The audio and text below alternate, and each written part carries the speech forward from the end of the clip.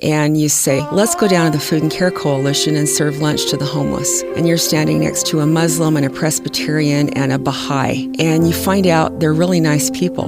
This is In Good Faith, listening to first-person experiences of faith and belief. On In Good Faith, it's our privilege to hear stories and accounts from believers told in their own words. Our hope is to listen with an open heart, celebrating the power of faith and belief and what those stories mean to the ones who tell them. My guest today is Linda Walton, a Seventh-day Adventist who does so many different things, but it seems like they all have to do with communication. Everything from being a chaplain to owning a public relations group. Did you always feel like you had to communicate with people and connect with people? Yes, I think so. I was born in California, and it was rather integrated down there. And so we had all different kinds of people, races, religions, whatever, and that was what you needed to do in order to do well in school and to have friends and all of that. And you're a chaplain. Was that something that was a long time coming? Did that surprise you when that finally came around, or did you kind of seek after that from the beginning? I had no idea. I had a church person call me saying that they would be interested in having me consider being a chaplain, and I said, are you kidding? You know, I'm not male. I don't have an MDiv. Let's go down the list. What are you thinking? What are you smoking? And he says, fill out the paperwork and shut up, basically. And I said, okay, then the committee will throw it out. You know, this guy must be nuts. A few days later, I was approved. So I had no background in it whatsoever, except that I had been involved in a lot of organizations and knew a lot of people, that kind of thing. Was that new to be able to talk to people one-on-one about something so personal as belief in God? Not really, because I'd been in journalism and had worked for newspapers, et cetera, and you're talking with politicians about what they're doing, or you're talking with the police chief about the murder that just happened or whatever. So there's a lot of really intimate conversations you're having all the time as a reporter. So it was pretty much the same kind of thing. And as far as some kind of belief, did you grow up that way? Did you believe in God as a child? Oh, yes. Yeah. My parents were both different religions, but they were both very interested in God and thought it was an important part of my life. And so that was how I was taught to read. They would buy children's books about the Bible or Bible characters or whatever and read those to me. And then I also went to parochial schools in California for first and second grade. So it wasn't a long time, but very much included in those studies as well. Sometimes if people have been raised in a certain tradition, they come to a point in their life where they're exploring and have a time where they question everything that they did know to say, is this really the path I want to be on? Did you have a time like that of figuring out, was this right, what I was taught, what I have believed? Well, my parents facilitated that. They basically said they would not allow me to join a church until I was 18. Interesting. They wanted it to be an adult decision, and I ended up not affiliating until I was 22. I think that worked out really well for me. It may not be good for everyone, but when I did it, I knew what I was doing. And I was an adult, and I actually did it with my boyfriend because we both decided, both sets of our parents were both different religions. And we didn't like that because they never went to church together. There never was a family kind of thing like that. And we wanted to be different. We wanted to be rowing in the same direction. And so we actually joined the group that we belonged to about a month before we were married. What did you think your relationship with God was? Very personal and less corporate. I talk to God while I'm driving down I-15 dodging traffic, and I'll be speaking to him in 2-word sentences, or maybe I'll get a whole sentence out. But maybe it's, thank you so much for this gorgeous sunrise. I cannot believe how you have the time to worry about something like that. That's so wonderful. Or, boy, I really blew it yesterday. Will you please forgive me? I don't know what I need to do to fix what I just did, but please tell me which way to go so I can fix it. And so I'll have these little conversations that are just like I've got someone sitting beside me, which I do, and that's the way it is. I don't do the kneeling formal. I mean, I can do that, but I don't do that on a daily basis. It's usually the informal stuff. Which is good because you're driving. Yeah. I'll do it other times too, but that's usually I have a lot of time on the road. So I'm wondering how you sense your answers. Is it in the events that happen thereafter, or feelings, or is it different? Sometimes it's a phone call you'll get that answers the question. Sometimes the light bulb goes on in your own brain and you say, oh, that's how I'm supposed to do that, or not supposed to do that. Sometimes I'll be in a meeting and someone will make a statement and it's exactly the question or the answer to the question that I had. So it's a variety of ways. I'm not hearing voices, that kind of thing. It's more blended into my day that I get answers. And there are times when I don't get answers. And, obviously that's frustrating because I have my priorities, right? And I should be listened to. But there's a lot of stuff going on, and I can't imagine how complicated it is to try to manage everything. So whatever works, he's obviously smarter than I am, so it'll work out. Aside from prayer, or maybe that is a main one, what are the things in the course of a day or a week that help you really make contact? Yeah. Well, part of it is actually being a chaplain, where you're talking to someone who's suicidal or that can't decide whether they should marry that person or doesn't know if they should change their major, all kinds of things. And that's just the faculty and staff. not even the students. That's not even the students. But sometimes you listen to them and you go, boy, I remember when I did that or had that question. And then for some reason it connects to the thing that you'd been asking about. And so it's not a straight line a lot of times. It's a zigzag a lot of times. I think it's interesting that you talked about you wanted to be unified with your boyfriend and be involved in the same belief system here. And yet you are also the chair of the Utah Valley Interfaith Association. Yes. So it sounds like you do a lot of bringing people together. How does something like that work, Interfaith Association? It doesn't. There's no reason in the world why it should work, because we're all supposed to try to kill each other or at least gesture at one another and walk out. The way it works, though, is that you have people that want it to work. And you say, okay, let's go down to the Food and Care Coalition and serve lunch to the homeless. And you're standing next to a Muslim and a Presbyterian and a Baha'i. And you find out they're really nice people that aren't very good at serving food or whatever. You find out all this stuff about them. And it levels the playing field. And it makes it work. And that's what we try to do with the interfaith thing, is we aren't trying to convert anybody one way or another. We're not trying to prove that one or another is wrong or right. It's that we have religious liberty. And God gives it to us. He says, choose me or don't. Gives us the choice, which is really weird. I mean, if you think about it. And so we need to do the same thing with people around us. You have the right as an American citizen or as someone on the planet to freedom of religion. And even within a religion, to do it differently. You can take a Mormon or a Presbyterian or a Methodist or whatever, and no one in that denomination believes exactly the same as the next person. They've read it a little bit differently, or they've listened to different speakers, or they've read different versions of the Bible, or whatever it is, but they all believe differently, and we need to recognize that. You have so much experience managing a business. In fact, my take on this is that you are such an able administrator that you are often asked to help with community-wide events, big deal things that I could mention, 4th of July celebrations and other major events.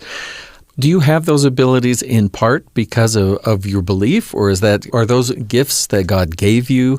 Or how do you tie in what you do in the business world and administration and all of this with your faith? Yeah, thanks for such a simple question. I appreciate that. I think that we are created to fill a niche, every one of us, that no one else can do. So I'm going to drive down the freeway and I'm going to meet different people that I can wave at or otherwise, and no one else is there right then. So if someone's pulled off to the side of the road with a flat tire, I can stop or not. It's one of the things I've learned about living in the West that I love. If you're out in the middle of nowhere and you're pulled off alongside the road, everybody who comes by you, if you're lucky, will stop. And they'll check and make sure you're okay. We care about each other, it seems, in kind of the Wild West sort of thing.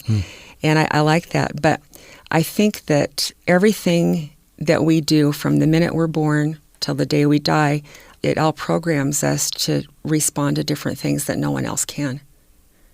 So we're all experts in Linda. I'm a Linda expert. Of everything that I've had, no one else has had those experiences. So then when I get called in to do something, I can do it differently or better than anyone else could. And so that's kind of the way I look at it. I'm not sure if that answers all of your question. It was pretty complicated. Oh, but that's a good insight. So you mentioned that you don't always get answers right away. Mm-mm. Have you had times when you thought, okay, this has been a little longer than I was hoping for? Yeah. What do you do? Do you just have faith through those sort of dry spells? Oh, no, I get mad and throw things, tip over furniture. I'm Italian, for heaven's sakes. I mean, you never know what's going to happen. You know, my father was in the hospital with a bad illness, but the doctors and nurses gave him the wrong medicine and it killed him. And he was only 64. I'm trying to still figure out what good that did me.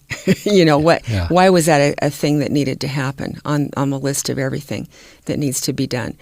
I don't know. You just have to realize that you're not going to understand. You're not going to get answers. Things aren't going to work out sometimes, and that's just the way it is. And you can get angry about it, or you can just say, okay, well, I'm just going to move along in the same direction. It seems the best thing for me, from my perspective, and let me know if anything changes, you know, and I'll tweak it. But for now, this is what I'm going to do, and that's all you can do. Have your beliefs ever caused you difficulties in interpersonal relationships or business, anything like that? It's interesting that you would say that, because I'm living in an area that is 85% one religion, and I am not of that religion. And one would think that I've had a lot of problems, and I've literally had none, with a couple of exceptions. There was one person that would not hire me because I wasn't the predominant faith, and then a couple of other situations. And the thing that was interesting is those people would be idiots regardless of their faith. Wherever they were. Whatever denomination they were not nice people. They were bad people. And it had nothing to do with their faith. I can't criticize that religion because of that one person. And I think a lot of times people do that. They say, well, you know, I had this experience with this person and I would never step in that building again or whatever. And I mean, really, you know, we just can't do that. It's not fair to anybody, because there are so many really wonderful people in every faith group that are absolutely earnest in what they're doing. We often talk about faith as a journey. In fact, you have already today. Do you feel like you're in a different place than you were 2 decades ago? Oh, yeah. I'm in a different place than I was 2 minutes ago. I was just meeting with someone who was having a very bad day, challenges with business, personal, right on down the line. And I listen to that and I think about my life. And yeah, I've got challenges too, but I've got so many great things. I mean, back to my boyfriend. We've been married now for 40 years as of March. And he is perfect. He is the best man on the planet. You know, how much better can it get than that? We have a son who is a police detective. And his wife is also a police officer, and we've got 3 gorgeous granddaughters. We have employment. We have food. You can breathe the air, kind of. Not right now so much. But, you know, there's so many blessings. Yeah. It's just amazing. I have nothing that I could complain about. Now, obviously, there are things in the world, political and otherwise, that are going on I don't like. But I can't do anything about most of that. So I'm going to keep doing what I'm doing.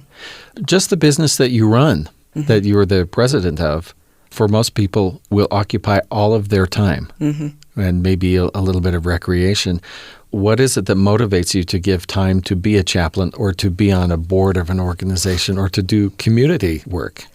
My parents, again, were great leaders in that sort of thing. My mom was a registered nurse, But she decided rather than working as a nurse, she was like a head surgical nurse, so she was a big deal. She worked with the Red Cross and taught first aid classes. And she was very active in the PTA and a number of things like that. My dad was in the Elks Lodge, the Lions Club, Chamber of Commerce, a bunch of other things. So they were always very active in the community, and they cared about their neighbors, they cared about their city, and they were active politically as well. So I'm sure that's where I got it. They were very good examples that way. Also, when you're working in business, though, you find out about things that you don't find out otherwise. So whether I'm at a Chamber of Commerce meeting or just visiting a client in a certain neighborhood and I see homeless people on the street, there are a lot of people that say, well, we don't have any homeless people in this area because everything's perfect here. No one smokes or drinks or does drugs or, has unnecessary babies or whatever. Everything's perfect here. And they're absolutely wrong.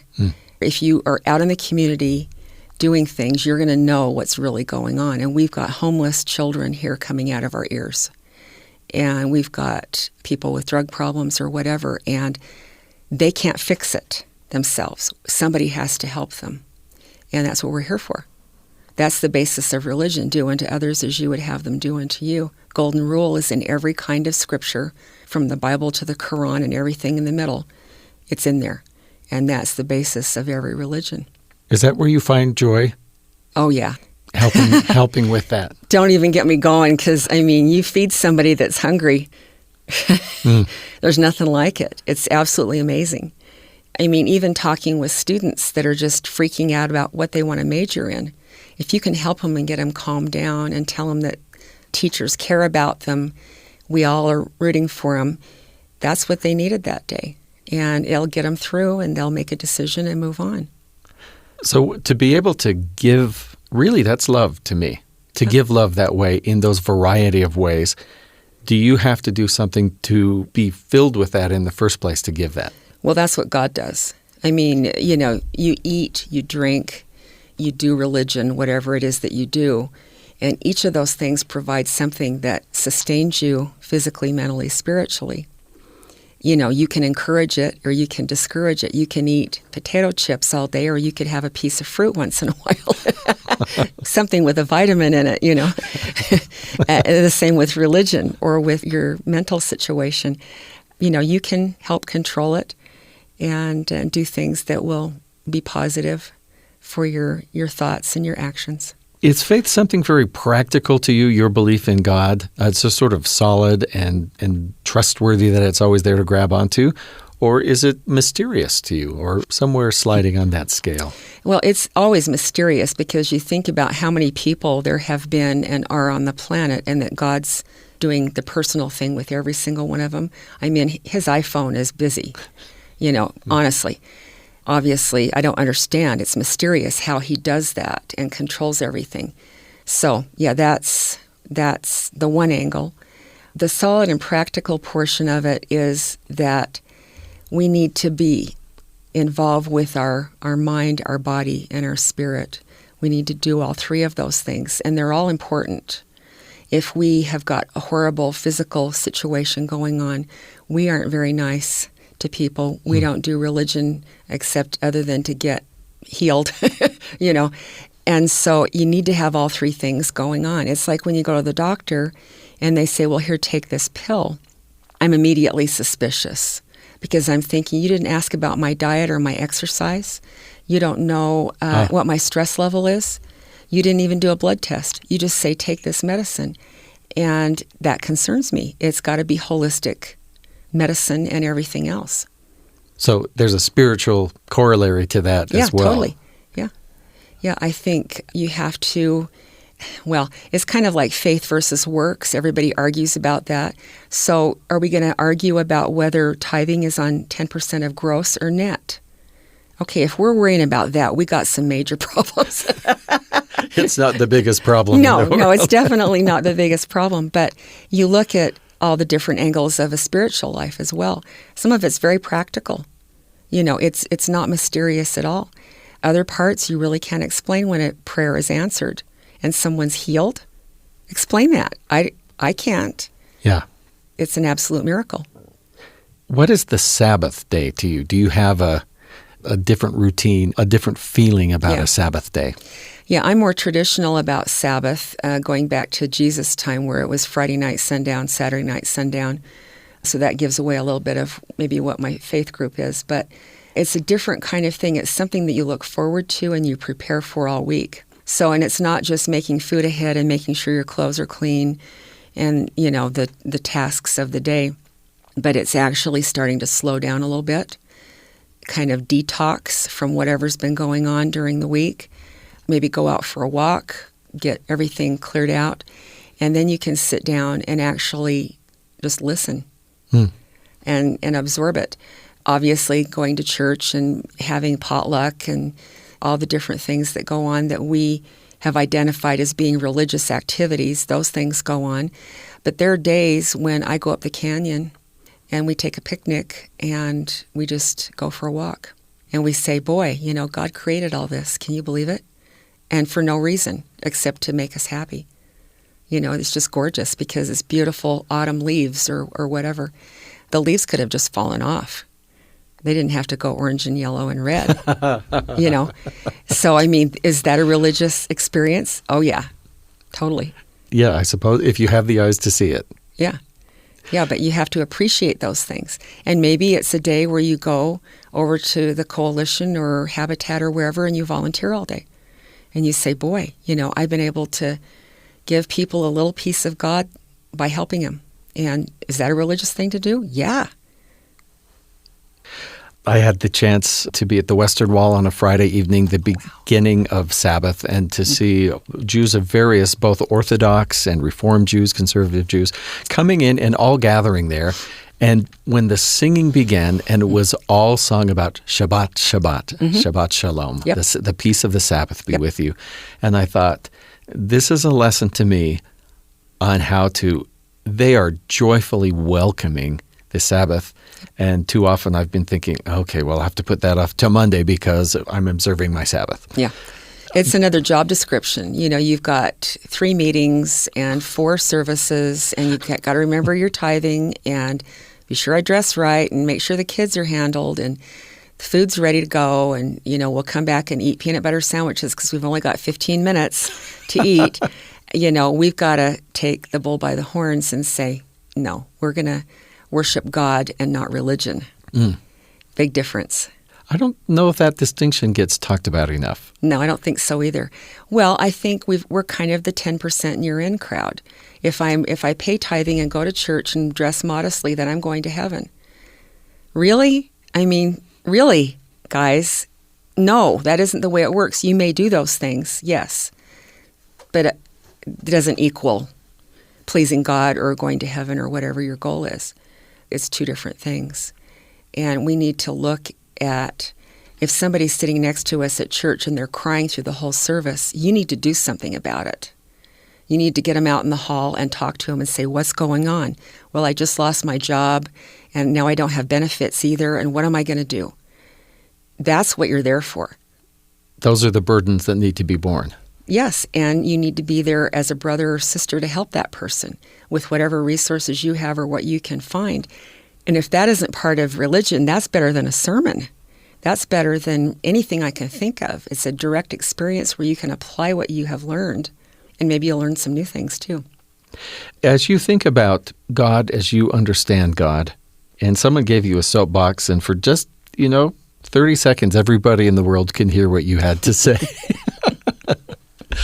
Do you have a little speech prepared, or No, how do you think you would? I don't have anything prepared, but okay. I'm looking forward to heaven when I can go and curl up in God's lap and talk to him.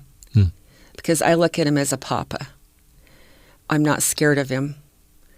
Same with Jesus. He's my brother. We could go and have a picnic, and that would be great. And I think part of that is because of the way I was raised, the way my parents were, and I had such great relationships with my parents and with other friends and family. That's the way I look at it. I'm not afraid of God. I probably should be because I'm a sinner, and he could go zap and I'm nuked. He could do that, and I would deserve it, and he would have done the right thing. But I look at it as, hopefully what will happen And it's going to be such an incredible experience. Very personal. He knows everybody by name. I mean, knows all of their history. It's all in there. The computer base is unbelievable. And I'm really looking forward to that. Getting there and having to watch all the bad things that we watch every day with terrible disasters and other things. It's horrible. And he doesn't like it either. So it'll be over as soon as it can be. What should I ask you that I don't know to ask you? Well, I think one thing that I would like to suggest to everyone who might be listening is that they get involved in charity. We have a lot of charities that struggle. In our particular area, we've had a number of them, and I mean hundreds, go bankrupt because they didn't do, and this is the PR angle, the market research to find out that there were 8 other groups doing wheelchairs for veterans or whatever. So they didn't do well. So the impulse is good. Impulse is but there perfect. Needs to be some... They need to treat it like a business and find out how to do it. But to get involved in those groups, help them financially and with the staffing that they need, with the items that they need, and do it every month. Don't do it just at Easter and Christmas when everybody gets charitable. If it's donating $5 a month, great, do it. If it's taking canned food to the food pantry, do that. Check on your neighbors. Whatever your thing is, and it's going to be your personality, your gifts that have been given to you that will dictate what you do. But do that all the time, and that's going to strengthen your religious experience, and it's going to help people in the community, and it's going to make God really happy. I think another thing, with all of the dissonance that's going on in the world, the one thing I'm really concerned about is the Bill of Rights, particularly the first, where we have freedom of the press, freedom of speech, freedom of religion, all of those things. It's ironic that they're all together. They must be tied in for some reason, and that may be why I've been a journalist and a PR person and whatnot, as well as being religiously involved, because I think it's hard to do one without the other. I think we need to realize that it is under fire and that we are on the verge of losing those freedoms. And someday we're going to be worshiping in the basement whenever we can do it, just to not be killed in a church somewhere, which is a possibility. I feel like we really need to write to our congressmen and whomever else about our religious liberty, about our other liberties.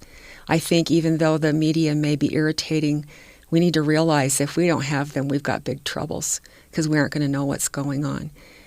We need to start going to city council meetings and other activities where you're writing your congressman or whatever to express your opinion. We need to do that. Freedom of speech is so much a part of religion. Freedom of religion, freedom of assembly.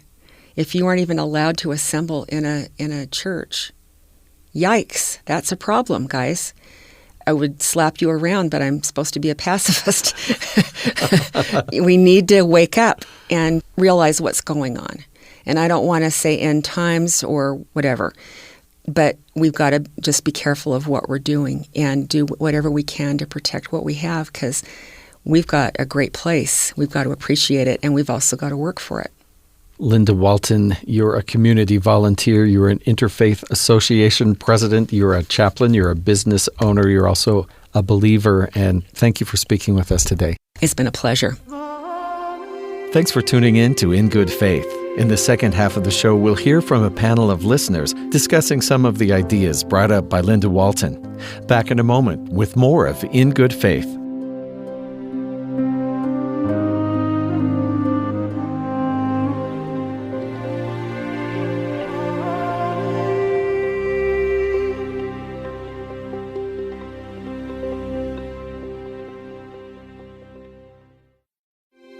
This is In Good Faith, listening to first-person accounts and stories of faith and belief. In the first half of the show, we spoke with Linda Walton. She talked about a kind of prayer that's just a natural, ongoing conversation throughout the day, and about how to work together with other believers. Do those ideas resonate with you? We invited a group of people to listen to Linda and then respond. Chuck Sims has lived in or visited 27 countries while serving in the U.S. Air Force for 21 and a half years. He has 8 children, 6 grandchildren, and works as an IT engineer at BYU Broadcasting. David Pratt learned about beauty and fine things from his 5 daughters. then learned to run fast and compete from the 2 sons that followed. His wife Tamara is patient and forgiving. Clarilyn Martin Hill is a retired attorney who works with children and is now a full-time grandma of 18. Lynn Christofferson has been mostly a mother for 2 decades. She's a musician, published author, animal lover, and is newly a grandmother. Linda talked about this idea of implicit faith. Basically, he will work things out. Things will work out. And how, at least in her prayers, the answers that came kind of blended into her day. That was her phrase, blended into her day. I like that for a couple of reasons. Sometimes I feel like as humans, we try to force faith. We actually try to force not only ourselves, but try to force God, kind of making this side deal. Okay, I'm going to pray. Now give me the answer. And it's almost like, now, I need it. And yet that's not, at least in my own life, that's not really how things have ever worked out. It seems like, for me anyway, it's when I'm in the service of others that I seem to get more answers. It's not necessarily in the moment when I'm actually seeking the answer, but it kind of reveals itself throughout the day. So when I talk about implicit faith, or when I think about implicit faith, it's actually faith that allows me to receive the answer later rather than wanting it right now. I agree. To me, it was interesting the way she described getting answers, and it made me think of times when people have described a traumatic or stressful experience and said, what is the answer? What am I supposed to learn from this? And sometimes my counsel has been just slow down and wait, and maybe the first thing you think is not exactly what you were supposed to learn from this. And I've found that recently I've been writing my own little personal history, and I find that I'll write things that happened years ago, and I'll have insights into what that meant to me and how important that lesson was. And it seems to me that our whole life is an opportunity to learn and to grow and to get answers, and we can't demand them at the very moment that we have an experience. I have a 20-year-old daughter who has been struggling with finding a direction for her life, and we had a discussion recently about how it's one thing to sit and ask God to direct your every movement, and you sit and wait until He speaks, and then you'll be happy to move. But I offered the idea that maybe it's easier to receive those answers when you are already moving. And I liked what Linda said when it seems like answers aren't coming. She said, sometimes I just decide I'm going to just keep moving along in this same direction, and if He thinks differently, He can let me know, but I'm going to keep moving, and I like that idea. I agree. My wife is going through some difficult health issues right now, and it seems like everything hurts, and it's been going on for a long time, and she is somewhat impatient for this to be done with, so she can get on with her life and feel better and do things that she wants to do. And I'm maybe being a little too personal here, but there's some concern from my standpoint that maybe she's not doing the things that she needs to get the strength from God that she needs to do. I think sometimes we get so wrapped up in our physical issues and in our problems that we're having that we fail to tap into that source of comfort that we can have. That helps us to get through these things.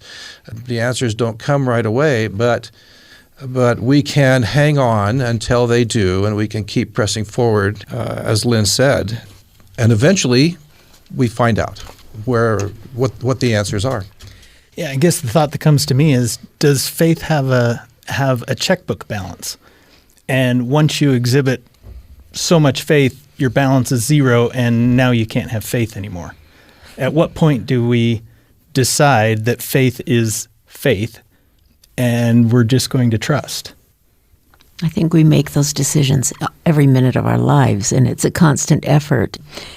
When Linda was talking about, she kind of made a distinction, she talked a lot about service as a way of moving forward and learning and receiving inspiration. But she also talked about sort of more the mystical, the nature, being out in nature and just reaching out to God's Spirit. And I think both are really important. And I think sometimes, as Chuck said, we forget that more spiritual side of just seeking spiritual comfort. And I guess in some ways that does go back to the whole notion of, are we afraid of God, or do we trust and accept His love? And for me, there's enough to be afraid of.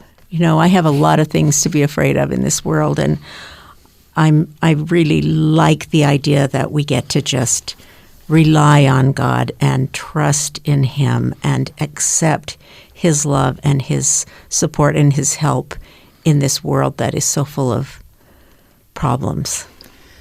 Yeah, there's one thing that I liked, the part that she talks about service too, for kind of a slightly different reason. If we accept that God is involved in our lives and that He is working with us throughout this life, I think one of the invitations that God gives us is to serve our fellow men, to love others.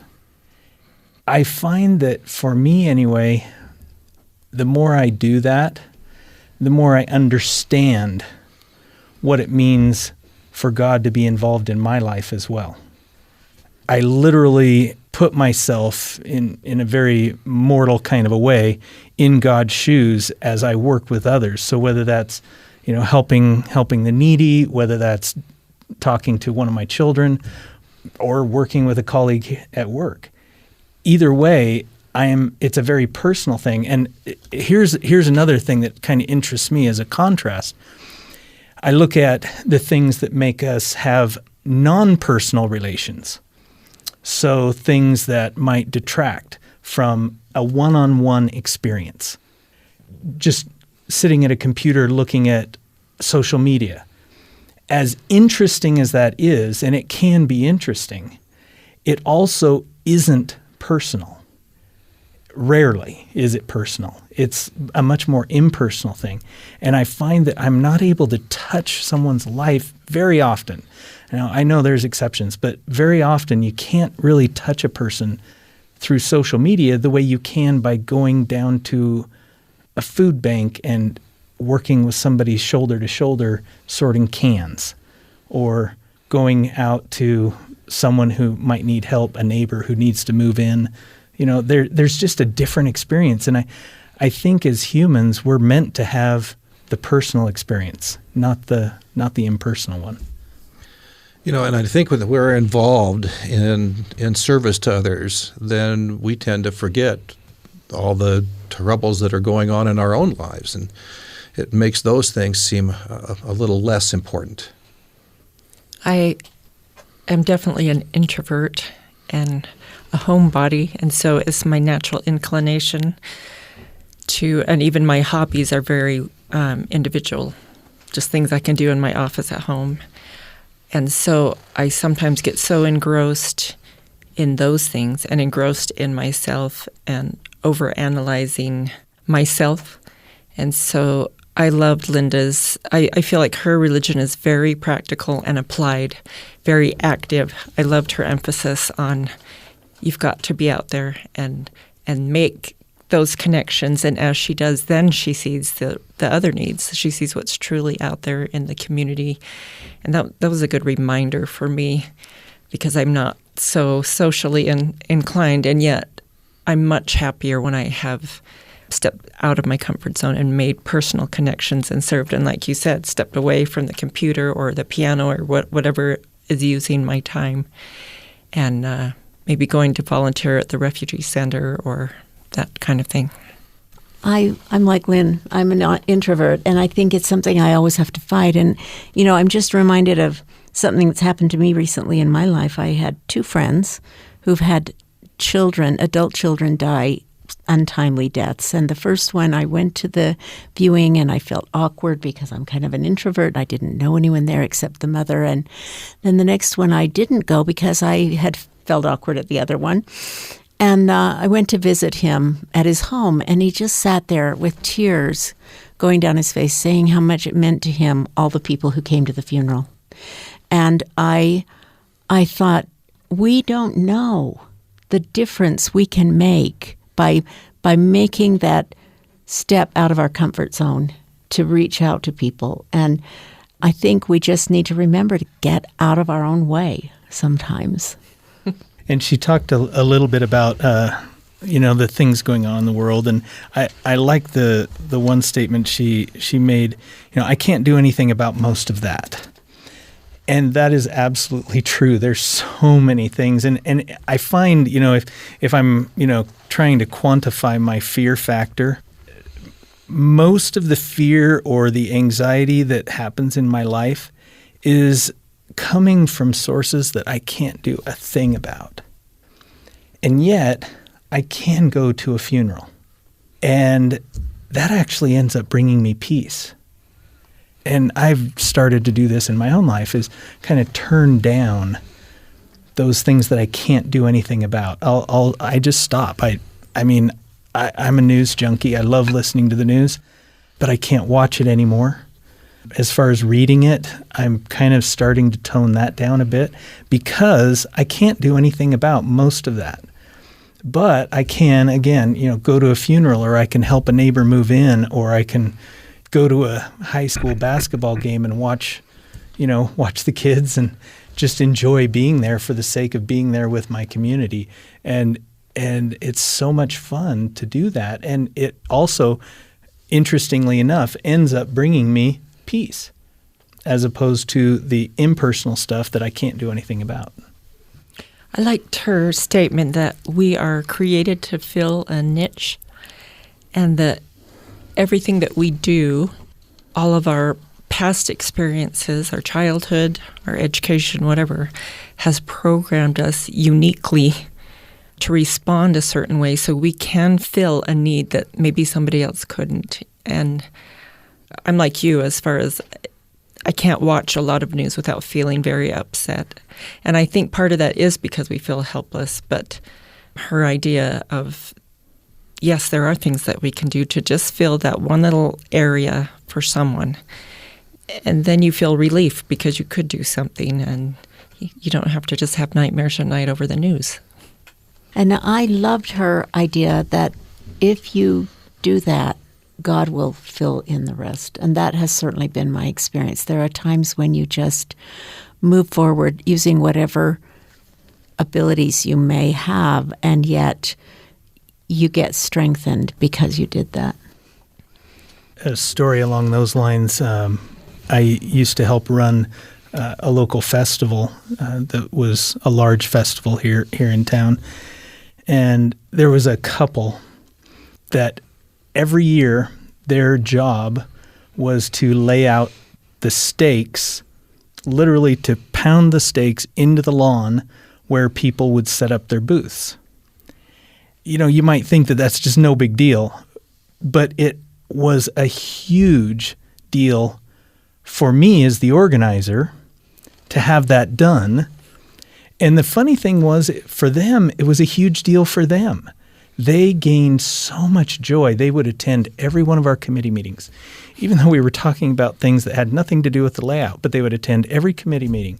They just loved being a part and having that role of laying out the stakes. And they took a lot of pride in that particular job. And in the end, I learned to appreciate every single person, regardless of whether they were in charge of all of the musical acts or all of the signing up the vendors, getting the booths. I just learned that every single person was extremely valuable, and it's kind of like watching an orchestra. When you actually watch an orchestra play, one of the most amazing things is that every single instrument is playing different pieces, and yet it comes together in this really beautiful whole. And you can imagine what would happen if you took out like the flute section or the percussion, and how that would change the entire experience. An orchestra is what it is because of all those different pieces. And you really can't say that the percussion's more important than the violins or that the violas are more important than the flutes. They're all important, and you can't do without any one of them. So what that does for me is it gives me hope that maybe when I go out of my way and serve in the community, even though I don't have some super ability in some area, that whatever I have to bring, whatever gift I have, will be enough. It'll actually contribute to the overall experience of my area, my community, and humanity as a whole. You're listening to a conversation in good faith with a group of listeners sharing their thoughts on the first half of today's show with Linda Walton. Now back to the conversation. Let's talk for a bit about this personal relationship with God. Linda talked about that she talks to him when she's driving on I-15. Sometimes I talk, but it's to the drivers. But it really struck a chord with me because I kind of feel the same way. I feel like I've got that personal relationship, and I think that's one of the things that helps me not to fear God. The other thing that Linda talked about that kind of goes along with that was this whole idea of that God has done these things, talking about the beauty of the leaves in the canyon or the beauty of nature, the beauty of a sunrise. He's done these for no other reason than to make us happy. And the idea that God knows me personally and is doing what he does so that I'll be happy is just such an uplifting thing for me. It colors my relationship with him and also my relationship with others. Decades ago, I had a conversation with a gentleman about God and the nature of God, and he was telling me a little bit about his background and his thoughts about who God was, and I shared some of mine, and he paused and he said, "So you're telling me that God loves us?" And he seemed so surprised by that thought, and I was taken aback by that. But as he shared his parents' belief, that God was angry and vengeful, and basically he spent his whole life waiting for the thunderbolt to be thrown at him when he did something wrong. And we had many opportunities to speak together after this about God, and as he came to understand more about him and his loving nature and view him as a father. Like Linda said, she imagines herself curling up in God's lap because he's her papa. Yeah. And as my friend began to view God in this way, he felt so freed from those fears that he had had before. And just, I could see the joy in him to think, I have a God, I have a Father that loves me. There's no lightning bolt involved. Regardless of what we do, regardless of the mistakes that we make, regardless of the times that we do things that obviously offend him, he still loves us. He still reaches out to us and wants to bring us in and envelop us in that loving, very personal, very warm relationship, I think. And he knows we'll make mistakes. He knows us. He knows that's our nature. So we shouldn't be too surprised when we make a mistake or think that he can't love us in spite of it. One of the things that I really enjoyed listening to Linda talk about was the Sabbath and the notion of all the details of Sunday or whatever day you celebrate the Sabbath, and all the religious aspects versus worship, God versus religion, which she talked about. And I think so often we can get caught up in these little details that actually perhaps pull us away from the original intent, which is to worship God and to commune and to actually feel his love and his spirit in our lives. And I really appreciated her thoughts on that this is a time to just, she even talked about slowing down even before the Sabbath begins and doing things that'll help us to renew and to remember. And I think that's something really important rather than just getting into all the details of religion. Yeah, the phrase that caught my thoughts was detox from the week, and how the Sabbath can be that purging or that, letting go of the things from the week. Of course, for it to be that, it has to be different. It can't be the same. The activities need to be maybe a little bit different, focused a little more on maybe listening, pondering, listening to our inner selves, listening to the thoughts that come to us. Certainly prayer can play a huge role in that. But however we go about detoxing, I think is so important, especially in today's world. Again, the world, the things we can't control seem to be happening faster and faster and yelling louder and louder. And so being able to turn that off and just listen makes a huge difference in our lives. And that also goes along with the whole idea of when you're detoxing from the world and you're connecting with people, all of a sudden your faith in people is restored. It's like you know that people are still fundamentally good, they're doing good things, and hey, I love my neighbor. He's a great person because I can go down and talk to him and just enjoy the time that I have with him. Linda must be very good at that. I have to bring up my favorite statement of what she said, and this is when she was questioned about, has your particular faith been maybe a barrier or caused issues with other people? And she said, there might have been some very small incidents, but what I loved is she said those people would be idiots no matter what their faith. And I thought that was very big of her, that she can see it that way. Living in a community, she said, which is predominantly one faith, and she happens to be not of that faith, and that she can give the benefit of the doubt to some of those idiots in the community, and they are in every faith. But I believe that what she does on the Sabbath day actually allows her to be big-hearted enough to view it that way instead of being very irritated at those who maybe would oppose her beliefs or her choices. I just thought her comment was brilliant.